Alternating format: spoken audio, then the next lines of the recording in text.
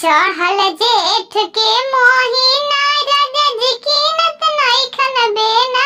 चढ़ल जेठ के मोहिना सैया जी की नत नइखन बेना।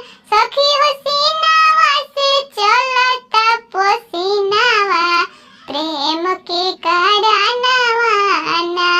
सखी हसीनावा से चलता पसीनावा प्रेम के कारनावा ना। सैया आधी रात आइल धइले पलंग पलात। राजा जी आधी रात आइल धइले पलंग पलात। सखी हो टूट गइल मोर कलैया के चूड़िया प्रेम के कारनावा ना। सखी हो टूट गइले हाथवा के चूड़िया प्रेम के कारनावा ना। चढ़ल जेठ के मोही